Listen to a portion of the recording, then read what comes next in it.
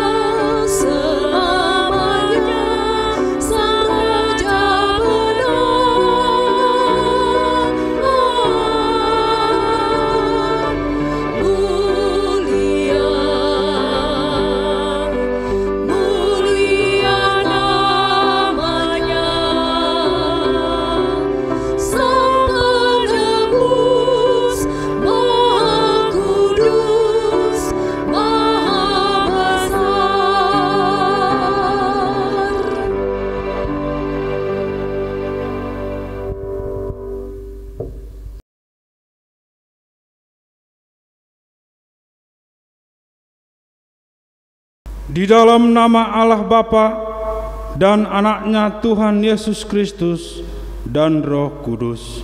Amin. Tuliskanlah penglihatan itu dan ukirkanlah itu pada loh-loh, supaya orang sambil lalu dapat membacanya. Tidak ada damai sejahtera bagi orang-orang fasik, firman Tuhan. Haleluya.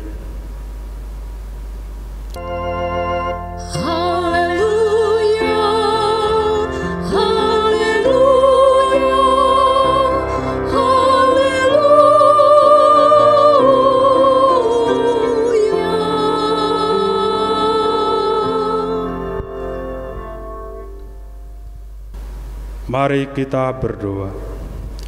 Ya Tuhan Allah, Bapa kami, Engkaulah yang menolong kami di dalam kesusahan dan pergumulan hidup yang kami alami.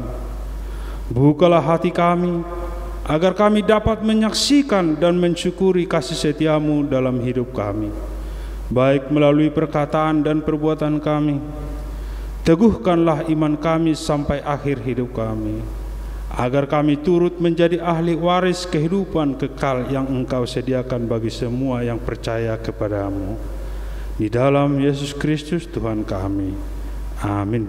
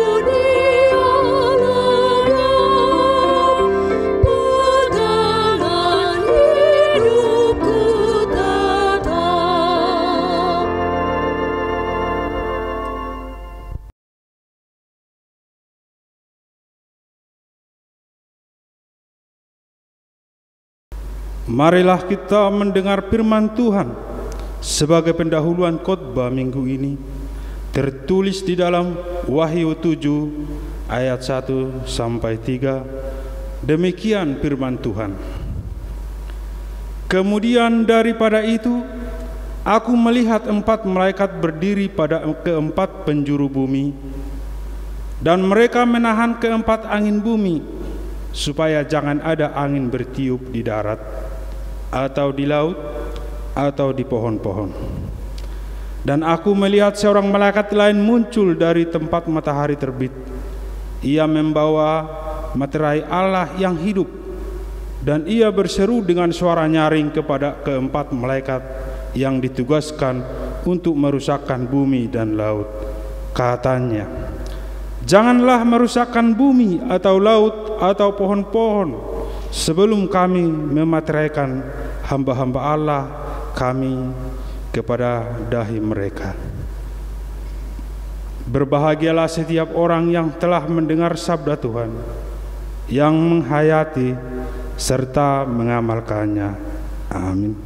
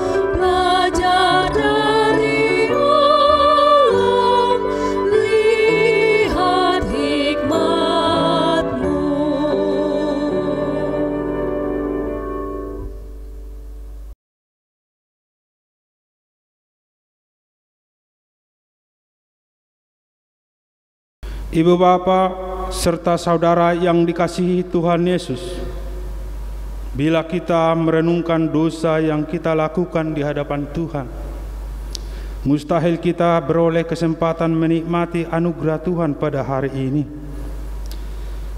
Walaupun saat ini kita masih dapat menikmati anugerah-Nya, itu semua karena Tuhan mengasihi kita. Untuk itu, marilah kita mohon pengampunan atas dosa yang telah kita perbuat di hadapan-Nya, sehingga kita layak bersekutu dengan Dia. Kita saat teduh sejenak.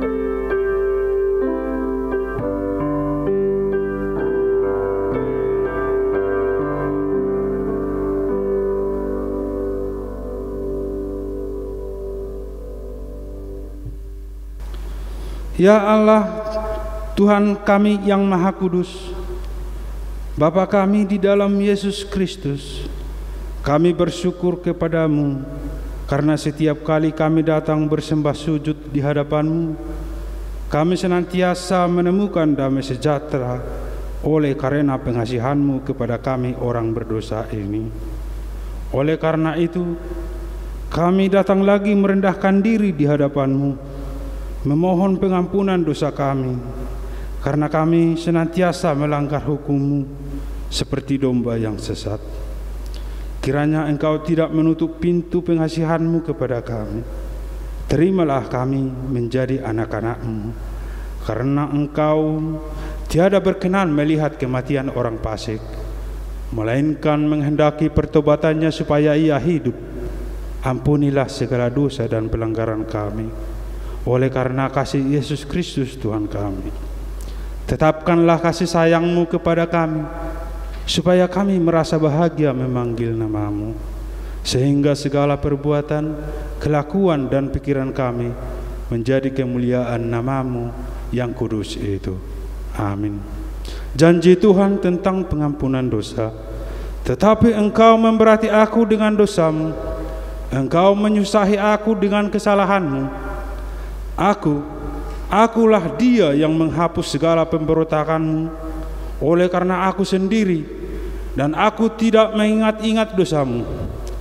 Dengarkanlah aku, hai kamu yang mengejar apa yang benar, hai kamu yang mencari Tuhan. Pandanglah gunung batu yang daripadanya kamu terpahat, dan kepada lubang penggalian batu yang daripadanya kamu tergali. Amin. Segala kemuliaan bagi Allah di tempat yang maha tinggi. Amin.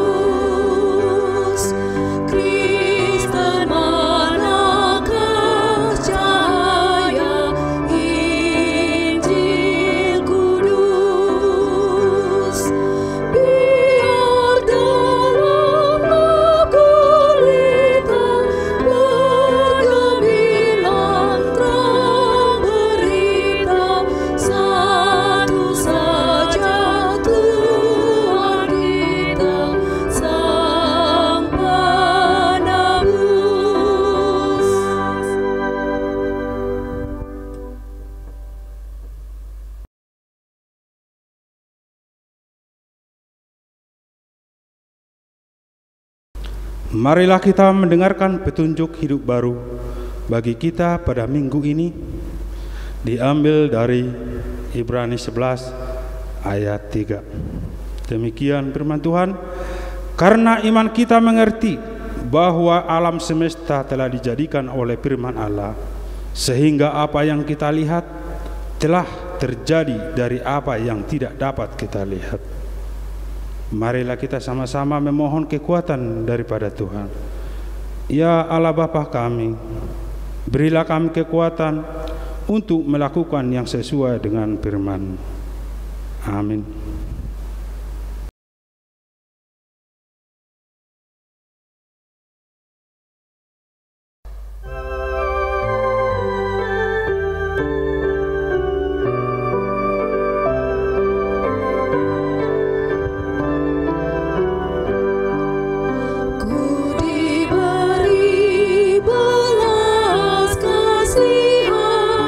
Walau tak layak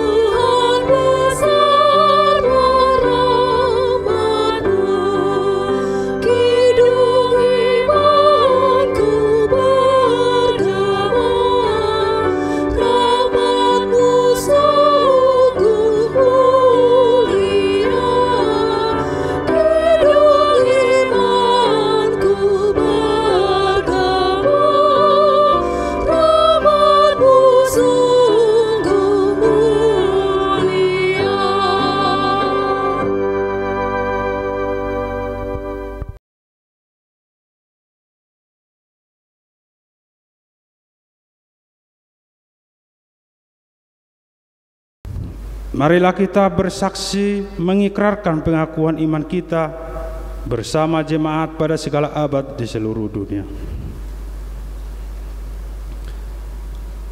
Aku percaya kepada Allah, Bapa yang Maha Kuasa, Khalik langit dan bumi. Aku percaya kepada Yesus Kristus, Anaknya yang tunggal Tuhan kita, yang dikandung daripada Roh Kudus, lahir dari anak darah Maria, yang menderita di bawah pemerintahan Pontius Pilatus, disalibkan, mati dan dikuburkan, turun ke dalam kerajaan maut, pada hari ketiga bangkit pula dari antara orang mati, naik ke surga, duduk di sebelah kanan Allah, Bapa yang Maha Kuasa, dan akan datang dari sana untuk menghakimi orang yang hidup dan yang mati. Aku percaya kepada Roh Kudus, gereja yang kudus dan am, persekutuan orang kudus, pengampunan dosa, kebangkitan daging, dan hidup yang kekal. Amin.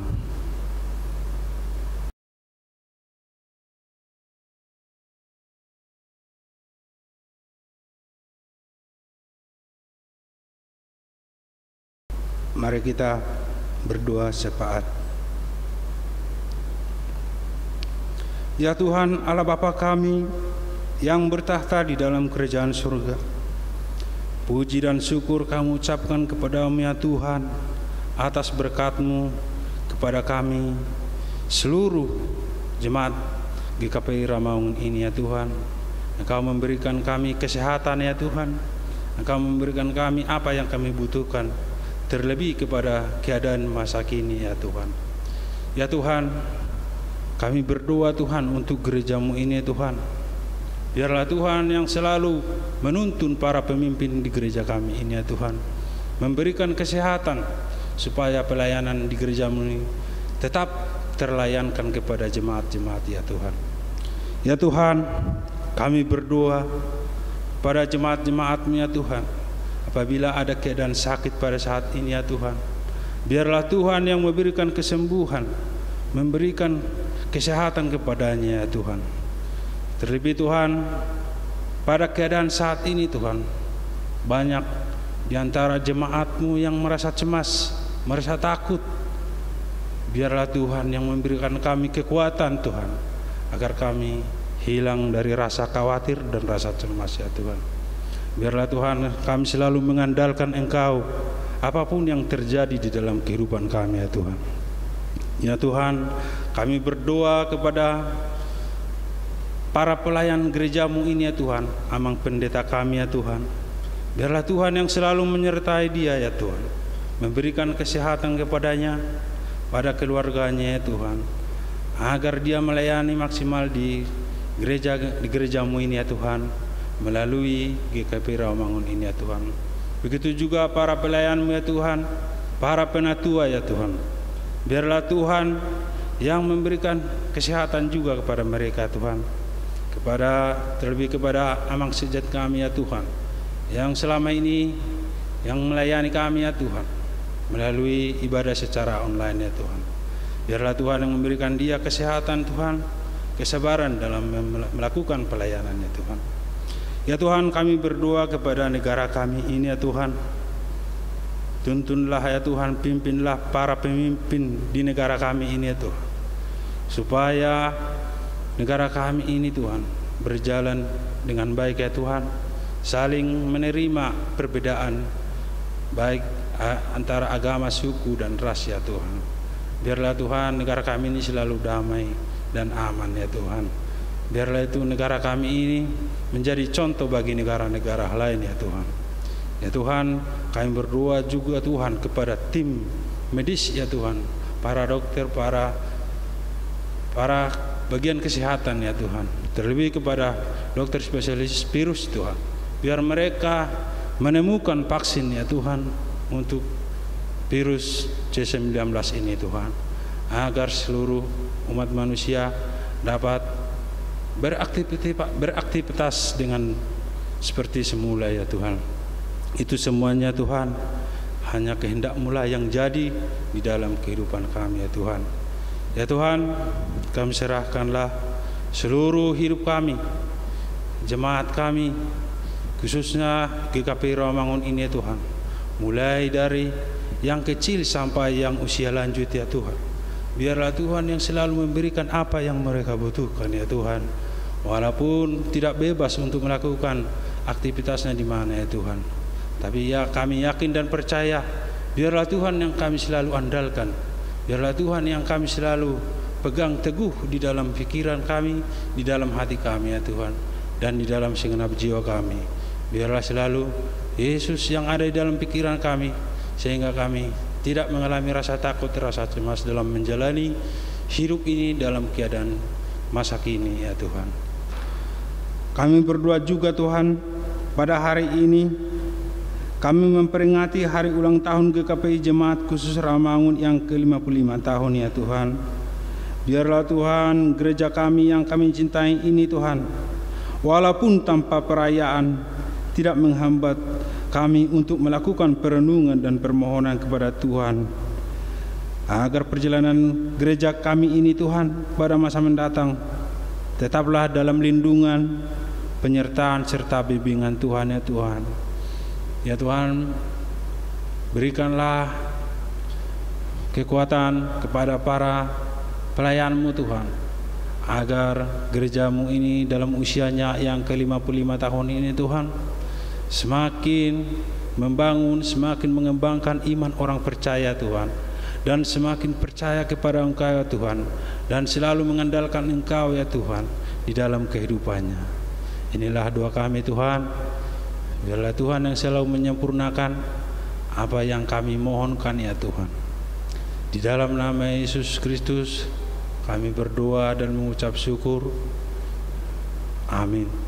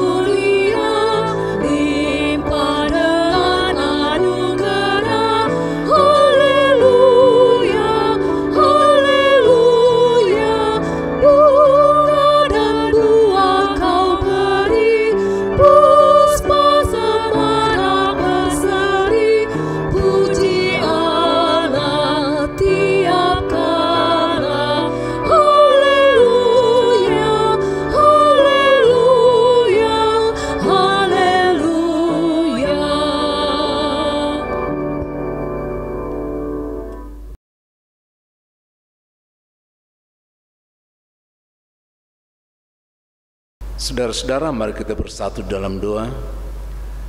Damai sejahtera dari Allah Bapa yang memelihara akal dan pikiranmu di dalam Kristus Yesus Tuhan kita. Amin. Saudara-saudara, di minggu kita dua set Trinitas ini kita akan mendengar dan belajar dari firman Tuhan yang tertulis di Imamat pasal yang ke-25 ayat yang pertama sampai 13. Demikian firman Tuhan di tema dari Alkitab, tahun Sabat dan tahun Jubel. Tuhan berfirman kepada Musa di Gunung Sinai, "Berbicaralah kepada orang Israel dan katakan kepada mereka, apabila kamu telah masuk ke negeri yang akan kuberikan kepadamu, maka tanah itu harus mendapat perhentian sebagai Sabat bagi Tuhan. 6 tahun lamanya engkau harus menaburi ladangmu, dan 6 tahun lamanya engkau harus merantingi kebun anggurmu dan mengumpulkan hasil tanah itu. Tetapi pada tahun yang ke-7 haruslah ada bagi tanah itu suatu Sabat, masa perhentian penuh, suatu Sabat bagi Tuhan. Ladangmu janganlah kau taburi, dan kebun anggurmu janganlah kau rantingi. Dan apa yang tumbuh sendiri dari penuaianmu itu janganlah kau tuai, dan buah anggur dari pokok anggurmu yang tidak dirantingi janganlah kau petik. Tahun itu harus menjadi tahun perhentian penuh bagi tanah itu. Hasil tanah selama Sabat itu haruslah menjadi makanan bagimu, yakni bagimu sendiri, bagi budakmu laki-laki, bagi budakmu perempuan, bagi orang upahan, dan bagi orang asing di antaramu yang semuanya tinggal padamu. Juga bagi ternakmu dan bagi binatang liar yang ada di tanahmu, segala hasil tanah itu menjadi makanannya. Selanjutnya engkau harus menghitung 7 tahun Sabat, yakni 7 kali 7 tahun, sehingga masa 7 tahun Sabat itu sama dengan 49 tahun. Lalu engkau harus memperdengarkan bunyi sangkakala di mana-mana dalam bulan yang ke-7 pada tanggal 10 bulan itu, pada hari raya pendamaian. Kamu harus memperdengarkan bunyi sangkakala itu di mana-mana di seluruh negerimu. Kamu harus menguduskan tahun yang ke-50 dan memaklumkan kebebasan di negeri itu bagi segenap penduduknya. Itu harus menjadi tahun Yobel bagimu, dan kamu harus masing-masing pulang ke tanah miliknya dan kepada kaumnya. Tahun yang ke-50 itu harus menjadi tahun Yobel bagimu. Jangan kamu menabur, dan apa yang tumbuh sendiri dalam tahun itu jangan kamu tuai, dan pokok anggur yang tidak dirantingi jangan kamu petik buahnya, karena tahun itu adalah tahun Yobel. Haruslah itu kudus bagimu. Hasil tahun itu yang hendak kamu makan harus diambil dari ladang.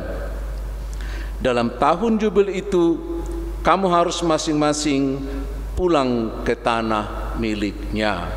Sampai sedemikian jauh firman Tuhan yang boleh kita baca dan yang akan kita renungkan di Minggu 2 Set Trinitas pada hari ini, sekaligus juga sebagai ulang tahun GKPI yang ke-55. Kita dengan ulang tahun ini diingatkan kepada masa lalu.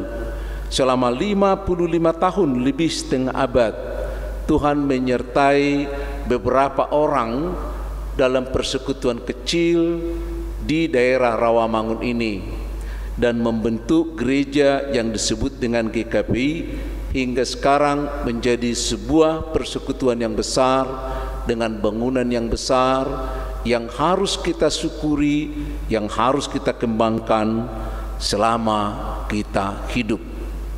Maka biarlah dengan usia GKPI yang ke-55 memasuki 56, kita juga semakin merasakan hikmat yang dari Tuhan dan semakin diyakinkan kalau penyertaan Tuhan tidak pernah berhenti.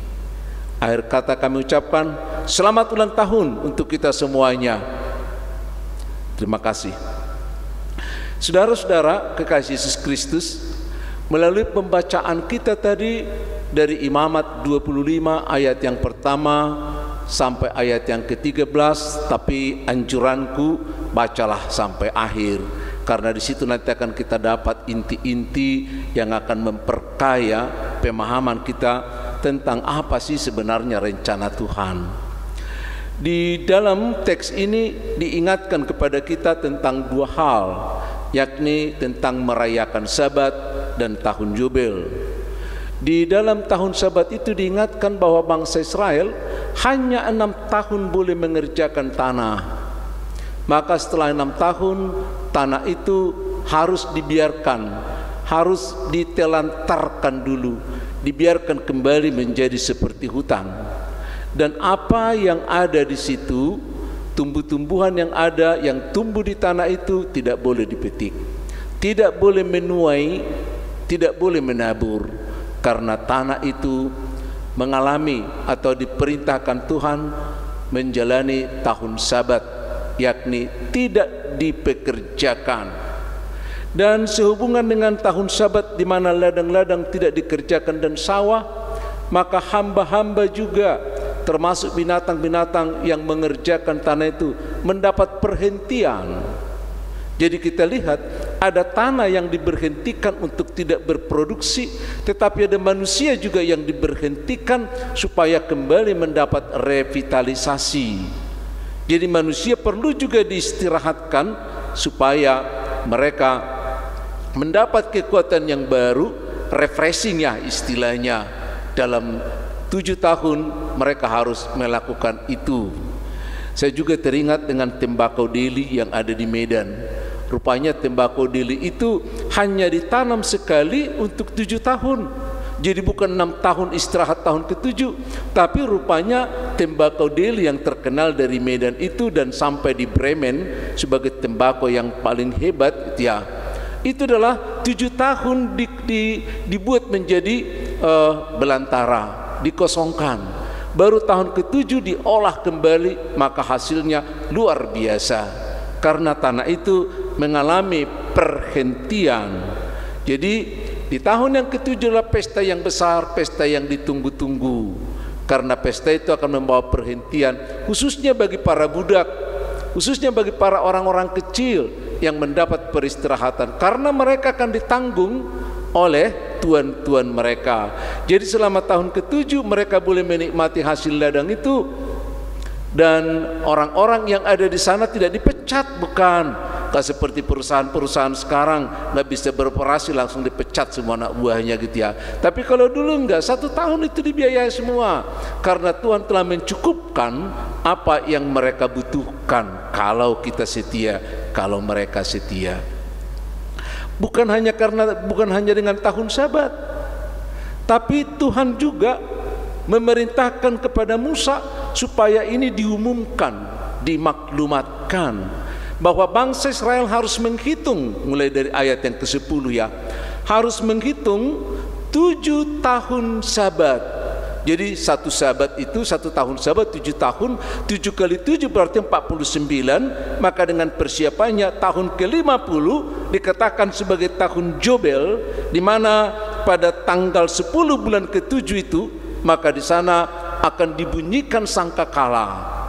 Dibunyikan sangkakala sebagai tahun pembebasan, di mana pada tahun itu, tahun Jobel itu, bukan hanya ladang-ladang diistirahatkan, bukan hanya budak diistirahatkan, tapi lebih menusuk lagi bahwa budak-budak yang pernah dijual dan yang menjadi budak pada tahun Jobel mendapat kemerdekaan, pulang semua ke kampung halamannya, ada kemerdekaan ya.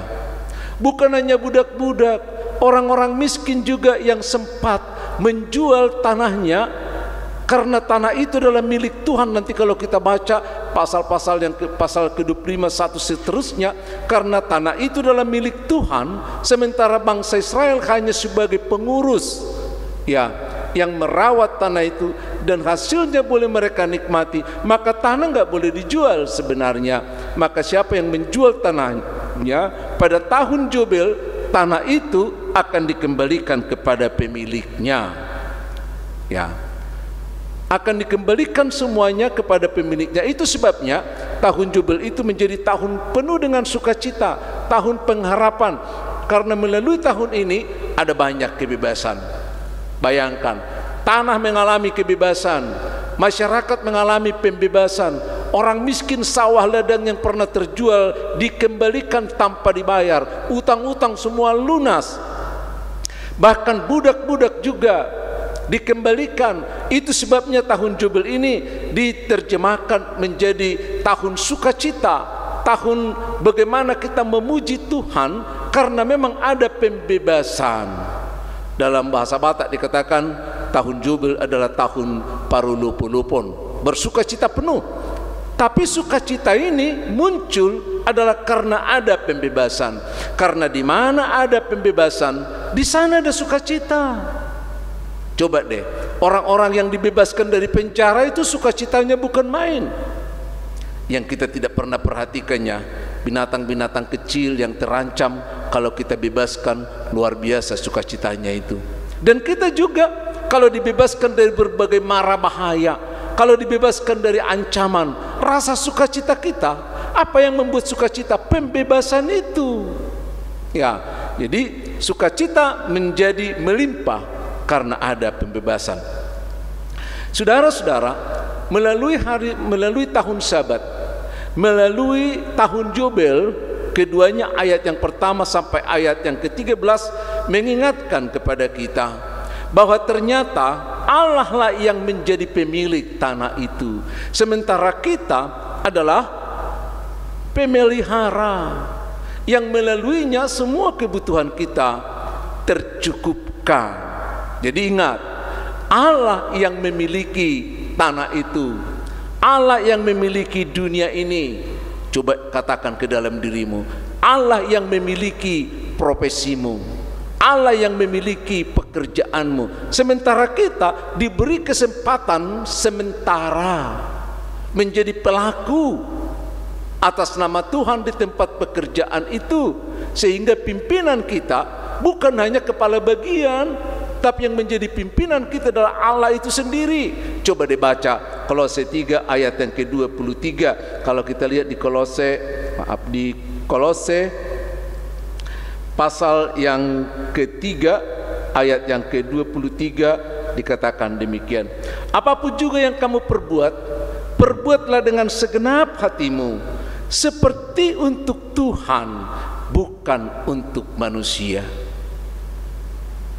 Jadi barang siapa yang mau diberkati, barang siapa yang ingin kembali kepada tahun Sabat dan tahun Jobel, kita harus memiliki prinsip, membangun prinsip bagi diri kita, membangun prinsip bagi anak-anak kita juga, bahwa kita adalah pekerja, sementara pemilik adalah Tuhan. Bukan hanya pemilik, pimpinan kita adalah Tuhan, bahkan kita bekerja hanya untuk Dia.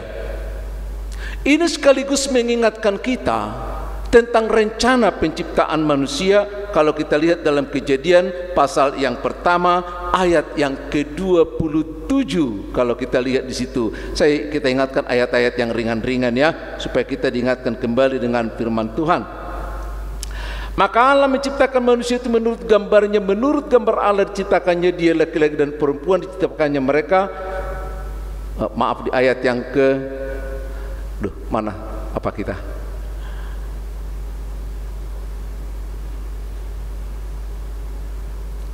Lanjutkan aja ya. Di Kejadian pasal yang pertama ayat 26, Allah berfirman, baiklah kita menjadikan manusia menurut gambar dan rupa kita, supaya mereka berkuasa atas ikan-ikan.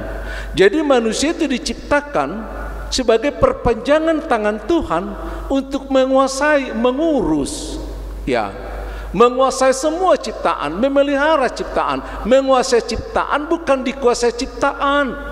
Tuh sekarang persoalannya udah banyak manusia yang dikuasai oleh ciptaan, nggak bisa keluar lagi dari sana. Tapi kita sebagai anak-anak Tuhan harus merasakan itu, supaya kita jangan mabuk, ya, karena banyak sekarang masyarakat yang mabuk mengenai harta, ya, mabuk harta, mabuk pekerjaan, mabuk segala-galanya. Jadi kita harus diingatkan bahwa pemilik segala sesuatunya adalah Allah melalui tahun Sabat dan tahun Jobel yang sekali 50 tahun. Dan kita adalah merupakan perpanjangan tangan yang diciptakan untuk memelihara ciptaannya itu. Itu sebabnya ketika Allah ingin memperbaiki ciptaan itu, maka Dia inginkan juga manusia yang sudah harus diperbaiki dulu, ya. Karena setelah pasca kejatuhan ke dalam dosa, maka manusia memiliki keinginan-keinginan berkuasa dan menguasai yang tidak terkendali. Kita lihat di sepanjang sejarah kehidupan, manusia betul-betul demikian rakusnya, bukan hanya kepada harta, kepada sesama manusia juga. Oleh karena itu kita diingatkan supaya di dalam kesadaran kita kembali sebagai anak-anak Allah, kita harus mengingat bahwa pemilik segala sesuatunya adalah Allah sendiri, dan kita adalah sebagai alat di tangannya untuk melakukan kehendak Tuhan. Jangan seperti manusia dulu. Ketika jatuh ke dalam dosa, mereka dikuasai oleh dosa, dan kecenderungan hatinya juga melakukan dosa. Itu yang Tuhan sesalkan, misalnya di Kejadian pasal yang ke-6 ayat yang ke-5. Sama seperti di Sodom dan Gomora. Karena manusia-manusia yang dikuasai oleh dosa ini tidak akan pernah mampu berbuat yang baik. Karena kecenderungan manusia yang berdosa adalah melakukan dosa. Itu sebabnya Allah juga ingin memperbaiki manusia itu dulu melalui kedatangan Yesus Kristus untuk direhabilitasi. Oleh karena itulah bangsa Israel diangkat Tuhan untuk diperbaiki, dibentuk segambar, mengembalikan gambar dan konsep Allah kembali kepada bangsa Israel, supaya bangsa Israel hidup menurut gambar Allah, menurut ketaatan kepada Tuhan atas dasar takut akan Tuhan. Kalau selama ini perbudakan merajalela di tengah-tengah bangsa Israel, tapi melalui tahun Jubel, melalui tahun Sabat ini, maka mereka diminta untuk memperbaiki diri. Saudara-saudara, melalui perayaan Sabat, tahun Sabat dan tahun Jubel tadi, kita diingatkan akan dua hal. Pertama, bahwa ternyata pemilik segala sesuatu itu adalah Allah, dan kita adalah hanya sebagai pemelihara. Kita adalah pekerja, bukan pemilik. Ini yang seringkali bergeser. Makanya manusia berupaya ingin memiliki, lalu dia menjadi stres dan lain sebagainya, karena mau digeser antara pemelihara menjadi pemilik. Tuhan Yesus pernah mengumpamakan ini, bagaimana para pekerja-pekerja penggarap di ladangnya, di ladang Tuhan, ternyata ingin memiliki ladang itu, maka terjadi malapetaka. Maka yang kedua diingatkan kepada kita, bahwa melalui penciptaan di Kejadian 1 ayat 26 kita diingatkan melalui tahun Sabat dan tahun Jubel, bahwa kita diciptakan Tuhan adalah untuk memelihara. Maka kita tidak boleh mabuk harta, kita tidak boleh mabuk jabatan. Kita harus sadar di sini, karena semua segala sesuatu adalah milik Tuhan, dan Tuhan ingin memelihara ini kembali. Tapi bagaimana pemeliharaan ini? Karena pasca kejatuhan ke dalam dosa, manusia menjadi manusia yang serakah. Serakah terhadap sesama manusia, serakah terhadap alam, pengrusakan yang demikian hebat dan lain sebagainya. Karena manusia itu memiliki kejahatan dari hatinya, selalu timbul hal-hal yang jahat. Itu yang disesalkan oleh Tuhan dalam Kejadian pasal 6 ayat yang ke-5. Oleh karena itu, bangsa Israel diangkat bagaimana mereka supaya direhabilitasi dari perbudakan dosa yang selama ini mereka jalani, termasuk ketika mereka juga di tanah Mesir. Maka mereka diangkat supaya direhab cara berpikir mereka, supaya direhab juga budaya mereka, agar mereka mengikuti Tuhan sehingga memiliki rasa takut akan Tuhan. Sehingga dengan demikian mereka memiliki rasa keadilan. Maka rasa keadilan ini, rasa takut akan Tuhan ini akan dibangun melalui ritus-ritus atau ritual yang ada. Ada pengorbanan, persembahan pengorbanan, ada persembahan perpuluhan, ada persembahan untuk korban-korban penghapus dosa dan lain sebagainya. Itu sengaja dilakukan supaya bangsa Israel melihat bahwa segala sesuatunya harus tergantung dengan Tuhan, dan dari Tuhan berasal semuanya. Maka tumbuhlah konsep rasa keadilan yang dimiliki oleh seharusnya bangsa Israel. Jadi mereka melihat keseimbangan, keharmonisan di dalam hidup mereka, bahwa apa yang ada di tengah-tengah dunia tidak menjadi bahan rebutan, bukan objek, bukan benda yang tidak ada yang punya, tapi Tuhan yang punya, sementara kita adalah untuk memeliharanya. Dalam kerangka-kerangka demikian, kita melihat manusia sekarang menjadi mabuk kerja, sehingga tidak lagi mengindahkan ibadah, perhentian dan lain sebagainya. Dan dari sanalah manusia dipelihara supaya manusia memiliki rasa keadilan. Rasa keadilan memelihara diri sendiri. Jadi rasa keadilan ini bukan hanya tergantung kepada orang, karena kita lihat sekarang manusia ya selalu ingin berkuasa dan ingin menguasai segala sesuatunya sampai mengorbankan dirinya. Banyak orang yang akhirnya tewas di tengah perjalanan karena rakus dengan segala sesuatunya, sehingga tidak lagi memberi keadilan kepada dirinya. Satu saat ada seorang petani yang membawa hasil pertaniannya dari seberang laut karena bertani di sana. Lalu ketika datang badai tenggelam, maka kapten kapal mengatakan, ayo mari kita buang semua harta kita supaya kita selamat. Tapi petani yang merasa sudah capek ini mengatakan, tidak, saya tidak mau membuang, lebih baik mati bersama dengan hartaku. Dan dia memang tenggelam, tidak ada yang bisa diambil. Sama seperti itu manusia tidak mampu menjaga keadilan kepada dirinya, sehingga dia juga menjadi korban. Kalau kita tidak mampu memelihara diri kita, kalau kita tidak mampu memberikan keadilan kepada kita, itu karena kita juga tidak mampu memberikan keadilan kepada Tuhan. Maka melalui ibadah kita memiliki kontak yang baru dengan Tuhan, relasi yang baru dengan Tuhan, menghargai segala sesuatunya, termasuk menghargai diri kita, memberikan diri kita tidur yang cukup, memberikan makanan yang bernutrisi, bukan hanya makanan yang enak, tapi makanan yang sehat, ya, memberikan peristirahatan dan memberikan juga membawa diri kita ke tempat-tempat yang menyejukkan sehingga kita juga terpelihara. Bukan hanya Tuhan memelihara, tapi di dalam diri kita ada keilahian yang mulai hidup, maka kita akan mulai memelihara diri kita. Itu sebabnya orang-orang yang ada di dalam Tuhan mulai memperhatikan hal-hal ketertiban, tertib di dalam hidupnya, tertib di dalam rumah tangga, tertib dalam beberapa hal. Itu tandanya. Bangsa Israel juga ingin dibangun dalam konsep yang dimiliki Tuhan, bukan hanya memiliki keadilan kepada diri sendiri, tapi juga memiliki keadilan kepada sesama manusia. Bukan hanya kepada sesama manusia, tetapi juga kepada alam ini. Pada saat firman ini disampaikan Musa kepada bangsa Israel, mereka juga baru saja diperbudak oleh orang Mesir. Mereka baru diperlakukan seperti bukan manusia.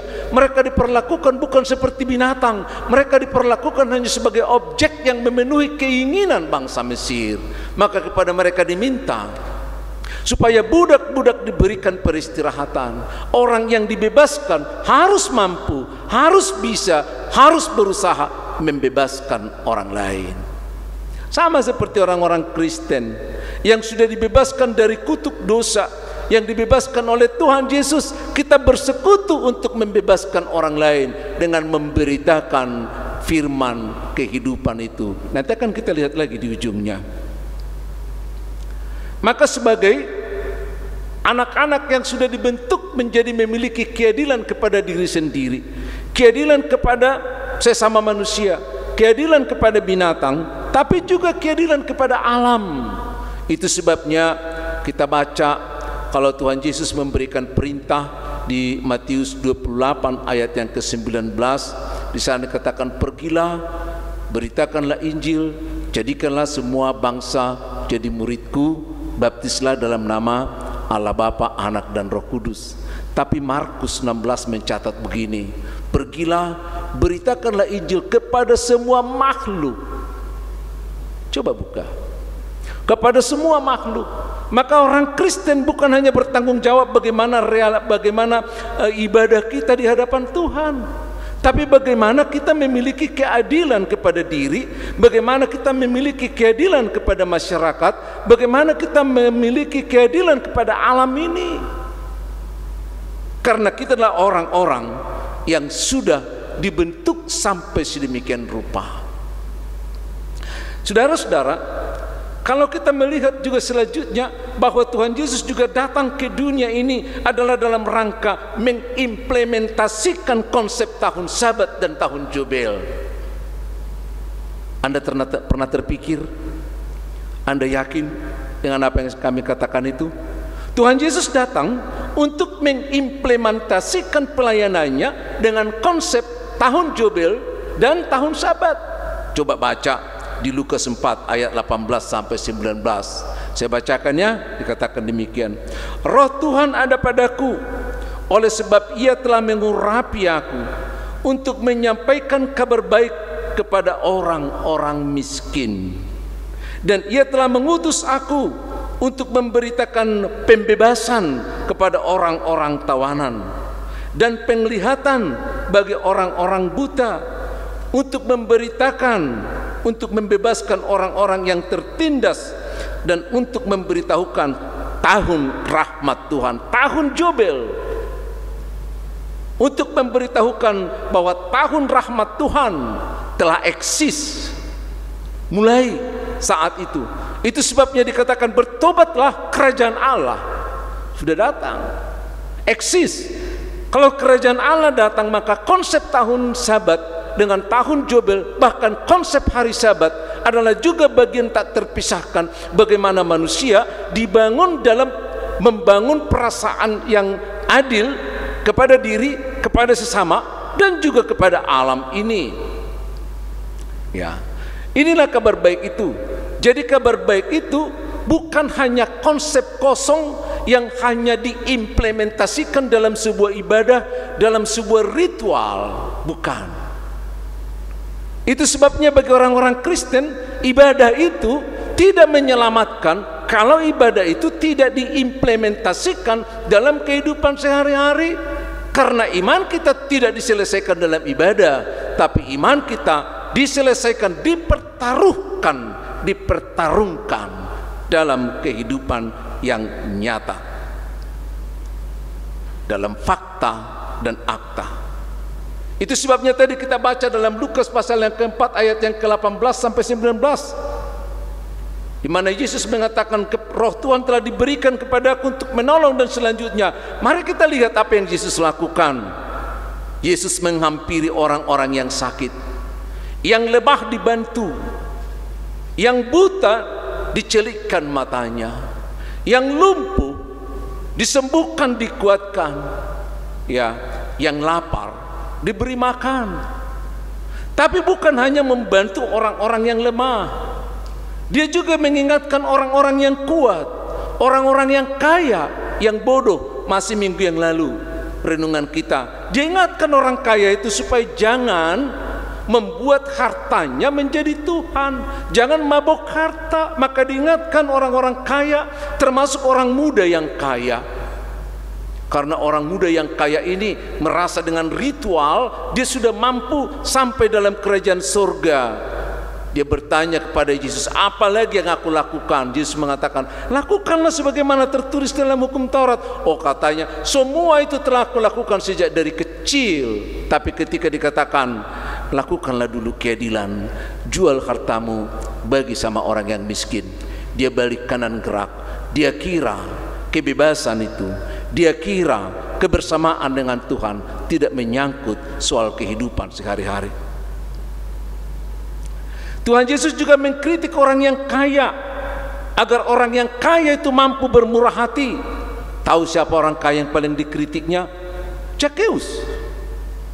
Maka ketika Tuhan Yesus masuk ke rumah Zakheus, Dia kritik Zakheus bahwa dia sebagai orang kaya yang ternyata penghasilannya ada dari pemerasan. Maka pada saat itu juga Zakheus berjanji dan mengambil barangnya, mengatakan, barang siapa yang saya rampas, aku kembalikan 4 kali lipat. Bayangkan, dan setengah hartaku ini aku berikan kepada orang yang miskin. Yesus menegurnya karena dia mengimplementasikan tahun Sabat dan tahun Yobel itu. Kalau Yesus melakukan hal yang sama, apa yang harus gereja lakukan? Apa yang kita pikirkan? Apa yang kita rencanakan? Seringkali gereja hanya merencanakan bagaimana membangun ibadah, tapi kita lupa bagaimana melakukan apa yang diinginkannya. Ketika Yesus berbincang-bincang dengan Petrus yang gagal mempertahankan kesetiaannya, yang gagal mempertaruhkan keberaniannya. Lalu Yesus bertanya kepadanya, "Petrus, apakah engkau mengasihi aku?" Lalu Petrus menjawab, "Engkau mengetahui isi hatiku bahwa aku mengasihimu." Lalu Yesus sampai 3 kali mengatakan, "Gembalakanlah domba-dombaku."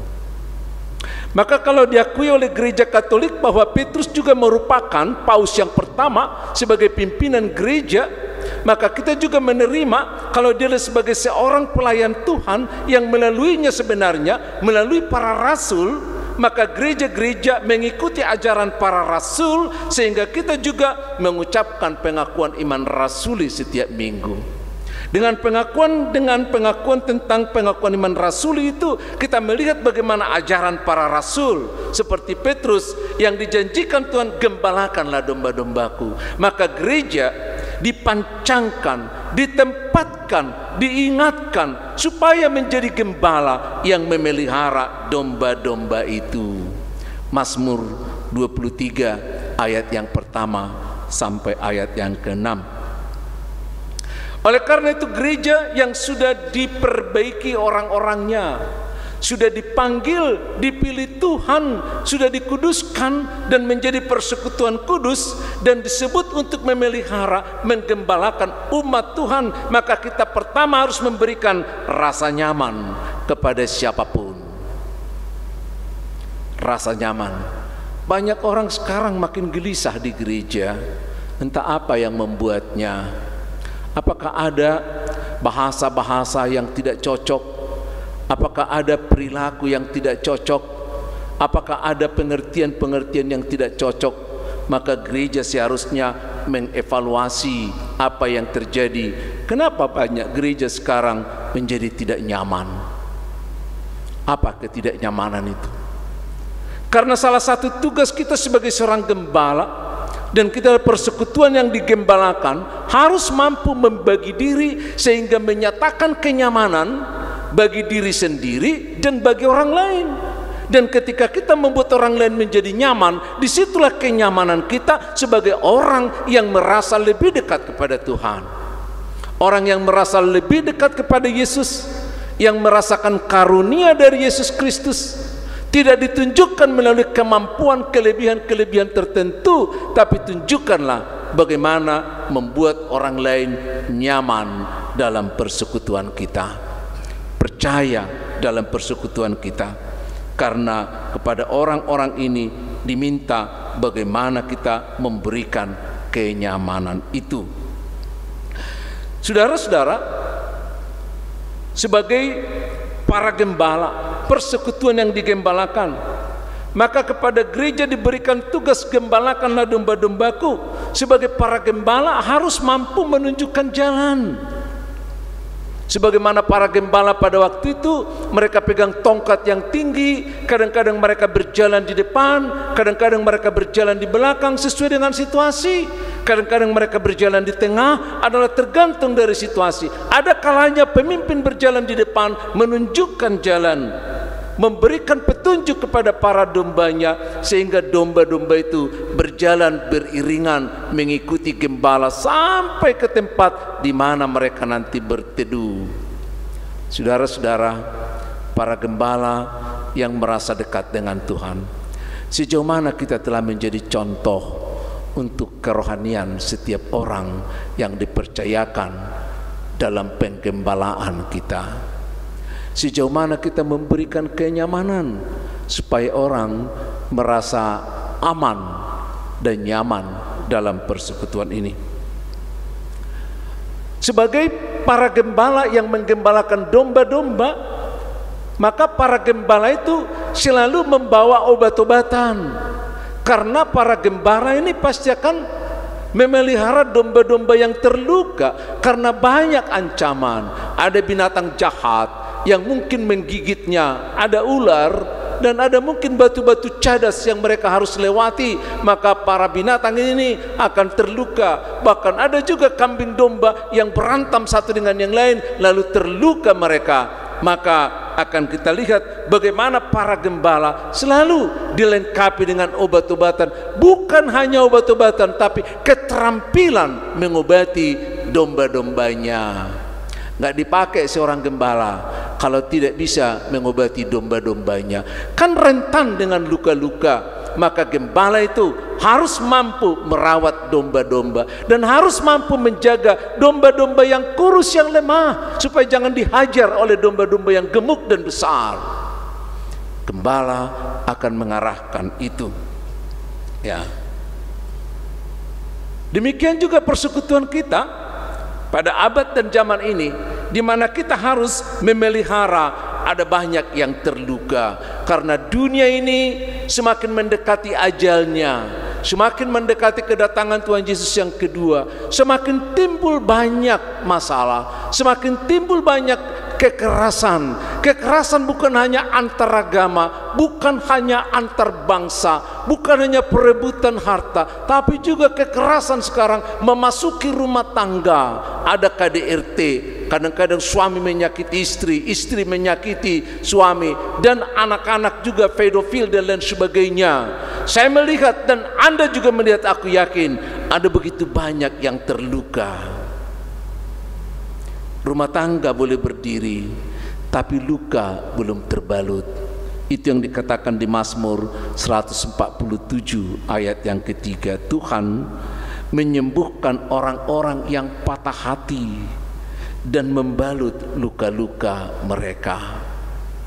Mengimplementasikan tahun Sabat dan tahun Yobel adalah bagaimana kita berbagi rasa keadilan kepada diri sendiri, kepada masyarakat, dan menggembalakan jemaat kita, memberikan rasa nyaman, menunjukkan jalan kehidupan menjadi contoh, bahkan menunjukkan cara bagaimana mendapat profesi yang layak.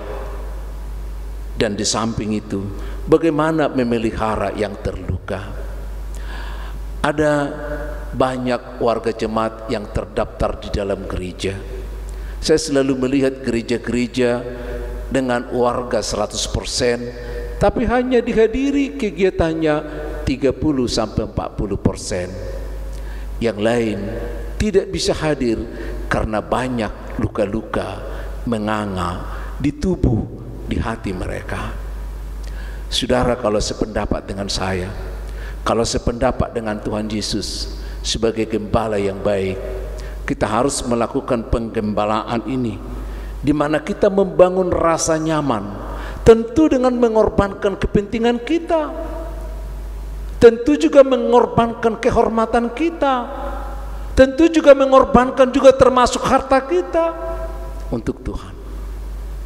Kalau kita hendak menunjukkan jalan hidup, baik kepada para pemuda untuk memilih profesi, baik kepada semua jemaat supaya mereka mendapat jalan hidup menuju Tuhan Yesus, karena Dia mengatakan, akulah jalan kebenaran dan hidup. Maka kita harus menjadi contoh bagaimana menggiring domba-domba ini. Kalau kita mau mengimplementasikan tahun Yobel, tahun Sabat, maka kita harus memelihara yang terluka. Setiap orang harus siap menjadi orang-orang yang terampil membalut luka, patah hati dari jemaat ini. Tuhan menyertai kita semuanya. Amin. Kita berdoa.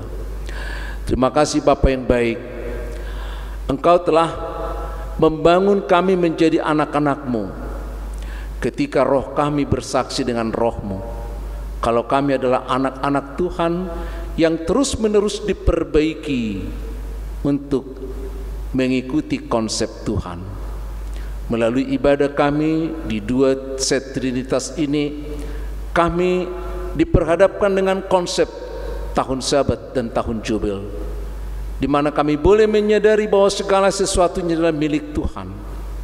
Dan kalau kami mau mengabdi di hadapan Tuhan, kalau kami akan melayani di hadapan Tuhan, kami juga harus mampu membentuk diri di hadapan-Mu sebagaimana tuntunan Roh Kudus, agar kami memiliki rasa keadilan baik kepada diri kami sendiri, kepada sesama, bahkan kepada alam ini.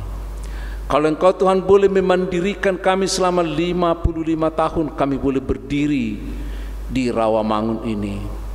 Beri kami roh-Mu agar kami semakin nyata sebagai gereja yang menggembalakan domba-dombamu, memberikan rasa nyaman, menunjukkan jalan dan kebenaran, serta memelihara saudara-saudara kami yang terluka.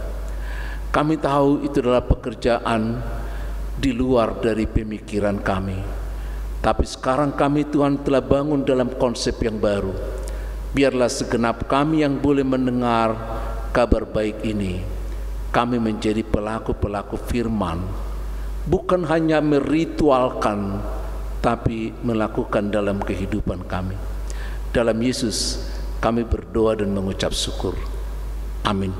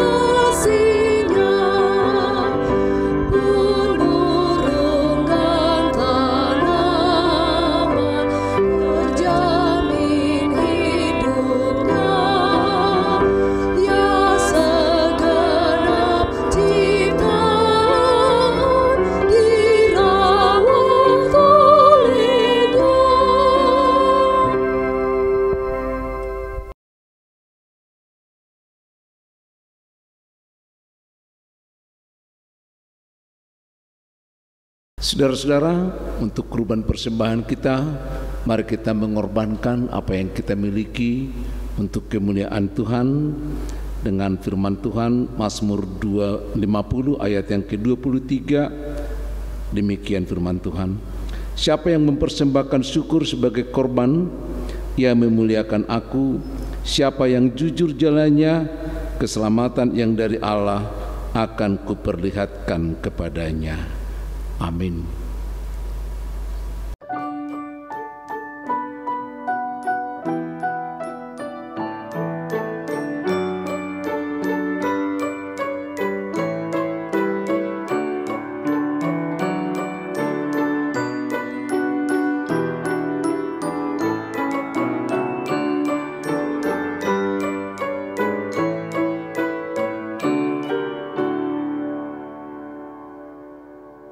Saudara-saudara, kami undang untuk sama-sama bangkit berdiri. Mari kita menyampaikan persembahan kita di hadapan Tuhan. Bapa yang baik, kami mengucap syukur dan terima kasih karena Engkau ternyata telah memimpin GKP Rawamangun selama 55 tahun, dan dari tanggal 20 Juni tahun 65 sampai 20 Juni 2020 ini. Dan hari ini kami memasuki tahun ke-56. Kami yakin Tuhan telah membimbing kami selama 55 tahun, lebih dengan setengah abad. Dan kami juga yakin kalau ke depan Tuhan akan memberi kami kekuatan lagi dengan warga jemaat yang akan semakin akrab bersekutu dan semakin akrab dengan para pelayannya, di mana kami boleh saling mendukung, di mana kami boleh saling mengingatkan di setiap kekurangan kami. 55 tahun kami ada di hadapan-Mu Tuhan. Banyak hal yang tidak Kau sukai dari tingkah laku kami, tapi kami berjanji ke depan bahwa kami akan semakin lebih baik lagi, semakin mencurahkan hati dan pikiran kami, semakin mengasihi-Mu, sehingga kami juga semakin mengasihi sesama kami. Terima kasih atas 55 tahun di mana Tuhan menyertai kami, dan kami yakin sampai Maranatha Tuhan akan tetap menyertai, mendampingi, memimpin dan menguatkan kami. Terima kasih atas penyertaan-Mu. Ya Allah Bapa kami yang di surga, kami mengaku dengan setulus hati, Engkaulah sumber segala berkat dan karunia dalam hidup kami. Di sini kami mempersembahkan kurban syukur kami kepadamu. Terimalah persembahan umat-Mu dan berkatilah menjadi alat kesaksian persekutuan dan pelayanan jemaat-Mu ini.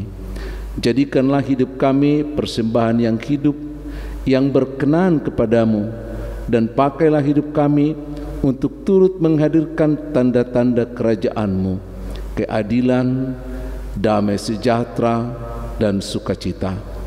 Bukalah hati kami oleh Roh-Mu yang kudus, agar kami senantiasa mengucap syukur kepadamu dalam nama Yesus Kristus Tuhan dan Juru Selamat kami.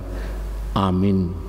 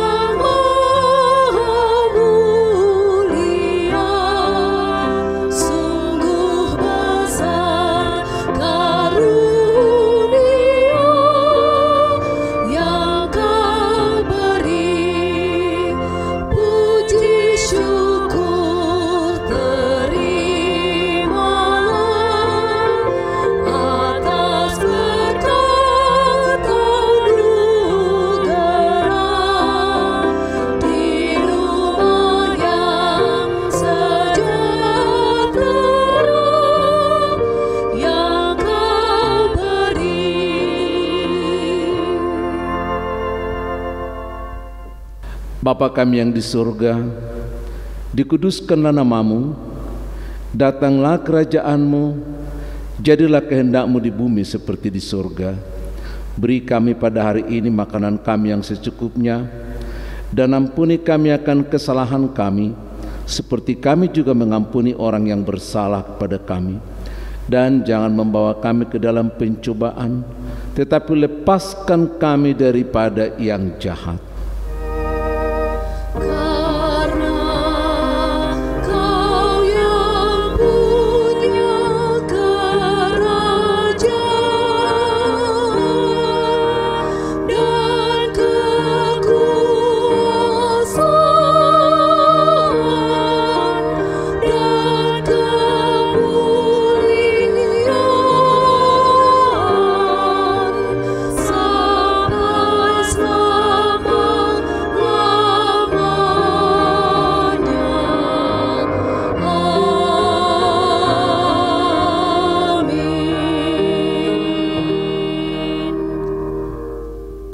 Saudara, kembalilah dalam kehidupan sehari-hari, jadilah garam dan terang untuk kemuliaan Tuhan.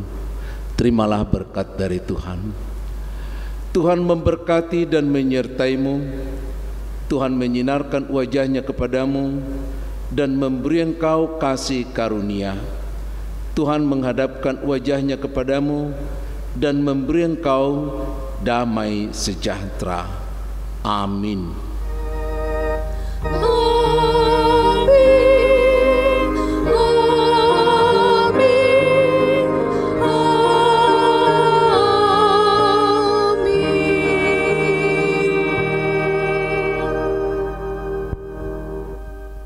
Saudara, mari kita memasuki saat teduh untuk mengaminkan firman Tuhan dalam hidup kita sehari-hari. Shalom Elohim.